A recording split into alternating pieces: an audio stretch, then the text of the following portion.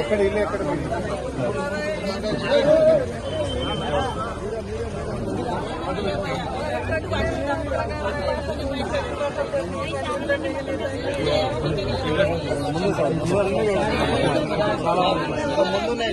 ముందునే sir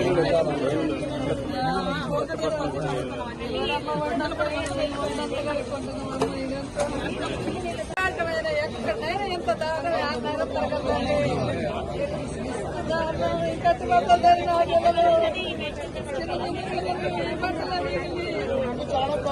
పనిముట్లని పట్టపోయినాయి ఏమైనా లేవు ఏ ఉండి కడుక్కుంటానమ్మా ఈ వరద నీళ్ళతోటి అందరికీ ఇప్పుడు ఇమీడియట్ గా నీళ్లు మంచినీళ్ళు కూడా ఏర్పాటు చేస్తున్నాం. కొందరికి ముందు బియ్యము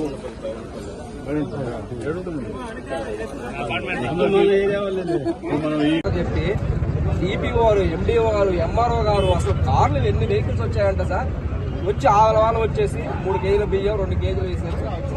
మాకు స్టవ్ గ్యాస్ లేదు సార్. ఇప్పుడు మా ఇల్లు ఉంది, ఇప్పుడు ఆ ఇల్లు ఉంది, మా మొత్తం ఉంది కదా సార్. ఆ మొత్తం అసలు బియ్యం ఏం చేసుకుంటాం సార్? ఏడ ఉండిపోవాలి? స్టవ్లు, గ్యాస్లు, అసలు సిలిండర్ లేవు. వెళ్ళిన తర్వాత ఇండియా ఆఫీస్ అని చెప్పేసి పైపులు ఏదైనా 4 గంటప్పుడు స్టీమర్ పడవలు ఉంటాయి సార్, ఆ గాలి ఉంటుంది. ఇంత కామెడీ అంటే 12 మెంబర్స్ నేను అడిగా.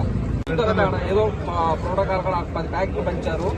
కనీసం ఇట్లా ఇల్లు కూలింది, పర్సన్ ఆగి మందులు ఇచ్చిన పరిస్థితి కూడా సార్. అన్నింటితో నాకు 12 టైం చేసింది సార్. వాళ్ళ ఇంట్లో చిన్నపిల్లలు 4 ఉన్నారు. కనీసం వాళ్ళని పంపిద్దామని చెప్తే అదే ఆ రోజు అని చెప్తున్నా. ఆ రోజు ఇట్లా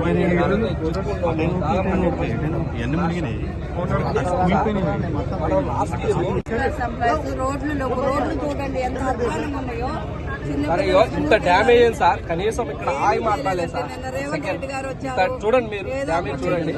ఒక్క సెకండ్ కూడా ఆగి మాట్లాడలేదు సార్. పప్పులంట, ఉప్పులంట ఏదో ఇచ్చి ఒక 40 ప్యాకేజీలు ఇచ్చి వెళ్ళారు. అవి ఏమైతే అండి